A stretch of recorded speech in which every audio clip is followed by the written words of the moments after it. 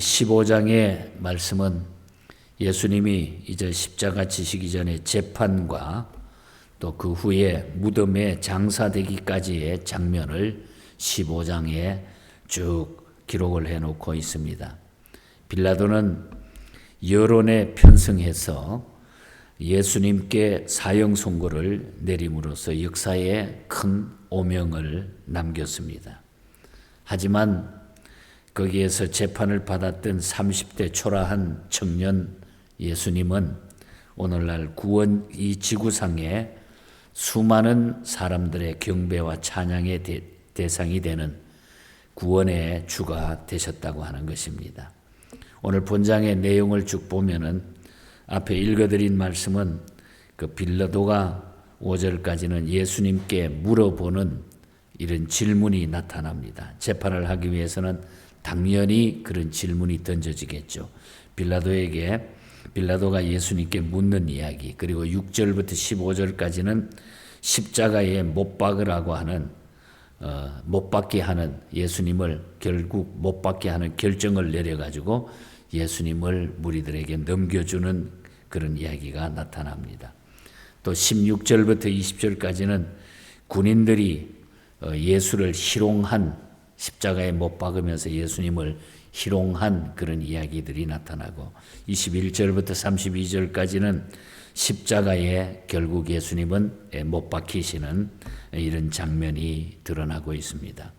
그리고 33절부터 41절까지는 그 십자가의 고통을 견디다가 결국 그 고통 속에 예수님은 숨을 거두시는 장면이 나타납니다.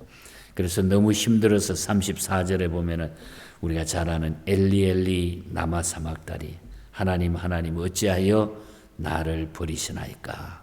너무 고통스러워서 주님도 인간의 모습으로 십자가 지시며 그 고통을 우리에게 보여주시는 장면입니다.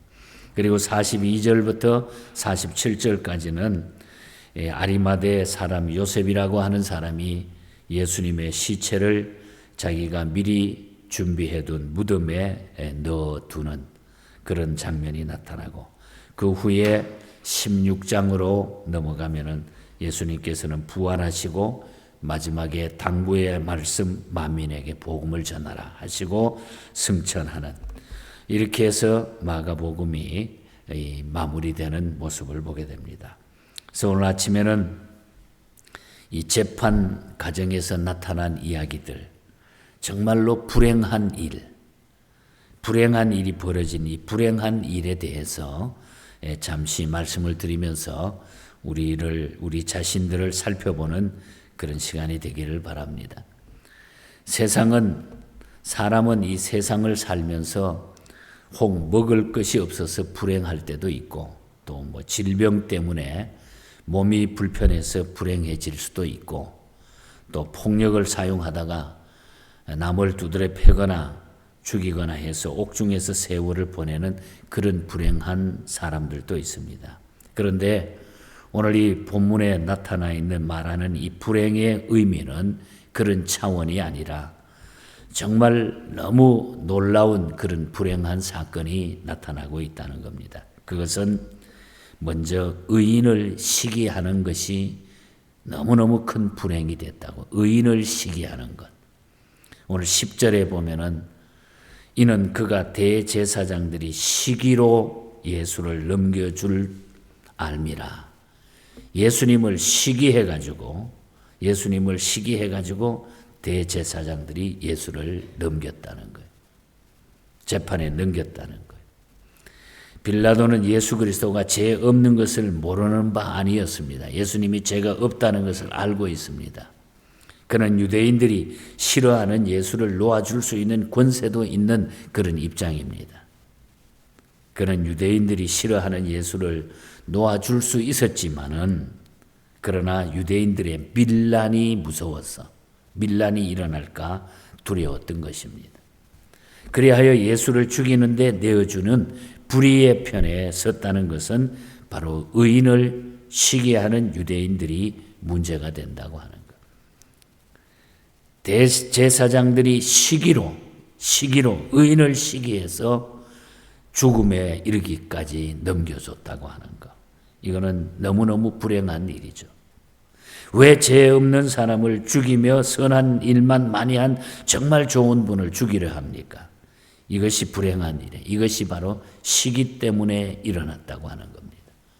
오늘 이 세상에도 시기로 말미암아 불행한 일들이 벌어지게 된다는 거죠.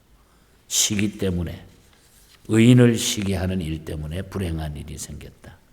그 다음에 불행한 일은 충동질하는 것 때문입니다. 충동질. 시기, 충동질. 11절에 보면은 그러나 대제사장들이 무리를 충동하여 도리어 바나바를 놓아달라 하니, 며칠 전만 해도 호산나 하고 예수님을 환영하던 그들이 대제사장들의 선동에 휘말려가지고, 충동질에 휘말려가지고 예수를 죽이라고 할 수 있게 만들어버리고 말았다는 거예요.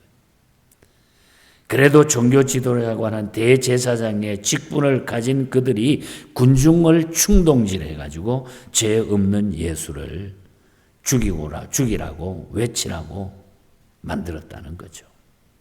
정말 큰 문제가 아닐 수가 없는 이 충동질이라고 하는 것, 시기와 충동질이라고 하는 것이 얼마나 무서운가, 이게 얼마나 큰 불행인가 하는 것을 우리는 알 수가 있습니다. 오늘날 또 종교 지도자들 혹은 정치 지도자들, 모든 이 지도자들 입장에서 이 충동질이라고 하는 것은 너무너무 불행한 일이 아닐 수가 없다는 거죠.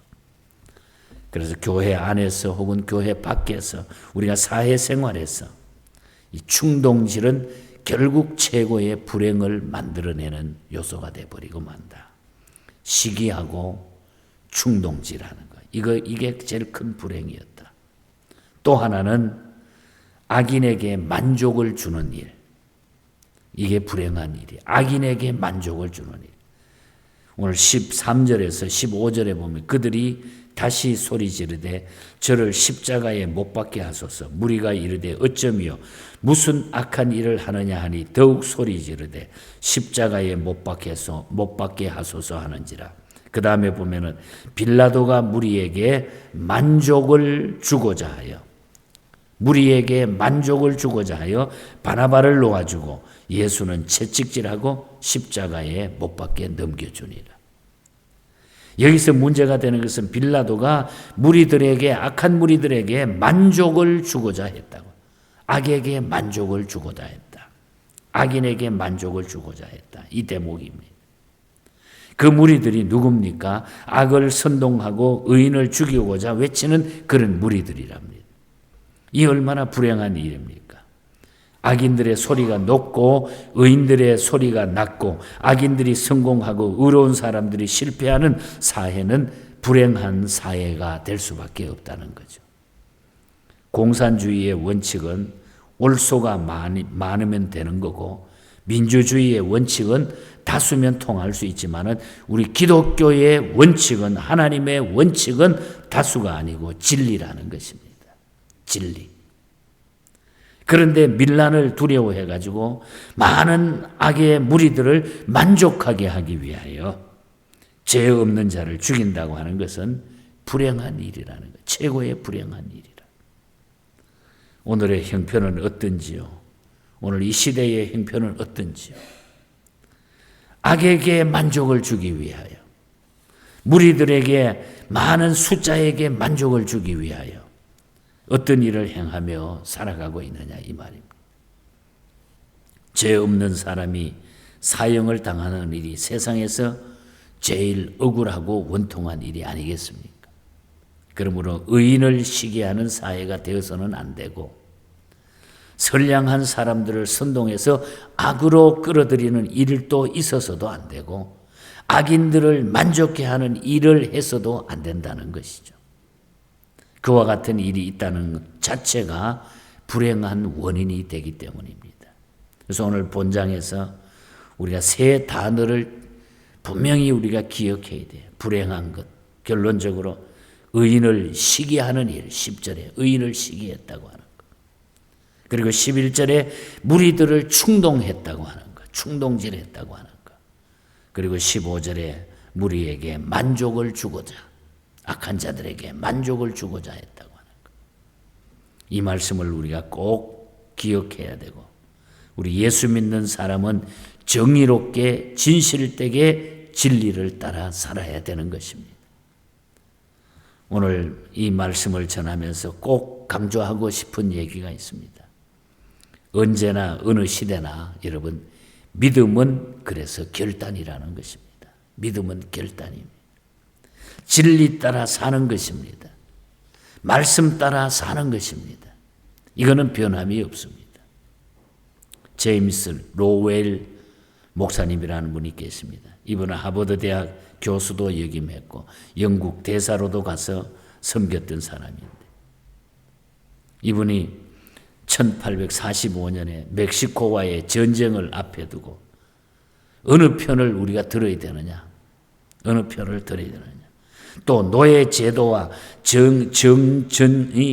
노예 제도를 앞에 두고 막 전쟁을 벌이는 그와 같을 때 어느 편에 우리가 이 전쟁을 위해서 우리가 어느 편에 서야 되느냐 고민할 때에 현 시대가 당면한 그 전쟁과 노예 제도 이런 등등 시대적인 위기를 앞에 놓고 하나님 앞에 기도하면서 학생들에게 가르치기 위하여 자기 스스로가 믿음을 고백하면서 만든 찬송가가 오늘 아침에 불렀던 521장입니다.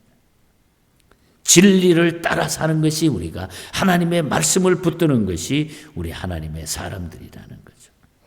어느 민족 누구에게나 결단할 때 있나니 참과 거짓 싸울 때에 어느 편에 설 건가. 주가 주신 새 목표가 우리 앞에 보이니 빛과 어둠 사이에서 선택하여 살리라. 악이 비록 성하여도 진리 더욱 강하다. 진리 따라 살아갈 때 어려움도 당하지만 우리 가는 앞길에 어두운 장막 덮쳐도 하나님이 함께 계셔서 항상 지켜주신다. 진리 편에 사는 것입니다. 오늘 우리는 말씀 위에 서는 것입니다. 어떤 환경이 우리에게 있다 할지라도 그때에 우리는 모든 승리를 가져올 수 있고 또 우리에게 평화가 주어지는 것입니다. 파머라고 하는 분이 작사 작곡한 찬송 395장도 마찬가지입니다. 너 시험을 3절 가사에 보면은 잘 이기는 자는 상 주시리니 너 낙심치 말고 늘 전진하라. 내 구세주 예수의 힘 주시리니 주 예수를 믿어 늘 승리하라. 우리 구주의 힘과 그의 위로를 빌라. 주님 내 편에 서서 항상 도우시리. 우리는 진리의 말씀을 붙들고 살아갈 때에 주님이 내 편에 서서 항상 도와주신다. 언제나 어느 시대나. 그래서 믿음은 결단입니다. 결단이. 진리 따라 사는 것입니다. 말씀 따라 사는 것입니다. 말씀 붙들고 사는 것입니다. 예수님이 잠시 억울함 때문에 십자가에 달리고 죽음의 자리에 갔지만 그분은 결국 우리에게 승리를 주셨다는 거예요. 그래서 우리는 이 시대에 이 진리의 말씀을 붙들고 말씀에 굳게 서서 진리 따라 살아가는 이 승리자가 되시고 오늘도 이 믿음으로 여러분의 삶 가운데 좀 이런 열정적인 확신이 우리가 갖고 있다고 하면 우리의 삶 속에 날마다 활기가 넘칠 거예요. 또 기쁨이 넘치게 될 수 있어요. 자신감이 넘치게 될 것입니다. 오늘도 이 믿음으로 여러분의 모든 삶에 하나님의 능력이 함께하기를 주님 이름으로 간절히 축복합니다. 하나님 아버지